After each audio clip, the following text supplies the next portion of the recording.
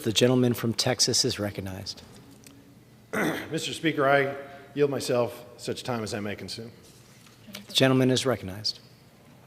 Thank you, Mr. Speaker.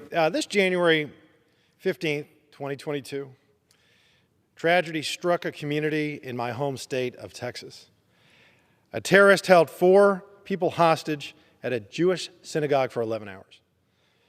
We are immensely grateful that each hostage ultimately escaped unharmed, though the psychological scars are real for the victims and lasting for the community. This act of terrorism has no place in our society. Today, my colleagues, in the strongest terms and means possible, firmly and fiercely condemn the terrorist acts and condemn those who target any Americans, and in this instance, our Jewish brothers and sisters. Early in the morning on January 15th, it was a Saturday, 2022, the Congregation Beth Israel near Fort Worth, Texas was targeted. At this synagogue, worshipers welcomed the attacker inside. The rabbi even made him tea. The worshipers faced Jerusalem and began to pray. The attacker then pulled out his weapon, and an 11-hour standoff ensued. That Saturday, America held its breath. We prayed for the safe return of the loved ones and family members. No one in America should ever face this kind of fear and terror and evil. The worshipers at Congregation Beth Israel showed remarkable courage when faced with evil in their own house of worship. And all Americans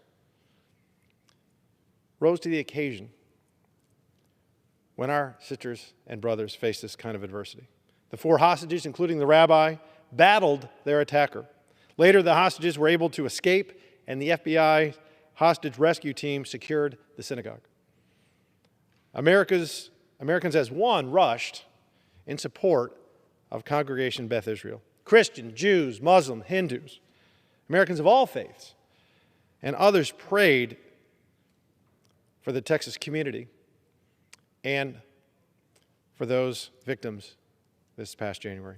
Our hearts go out to the families of this congregation that they had to endure such an unjust evil that this terrorist caused. Thank God they escaped. Today we support the community of Colleyville, Texas. Today we support Congregation Beth Israel. And today we support the brave survivors of this heinous attack.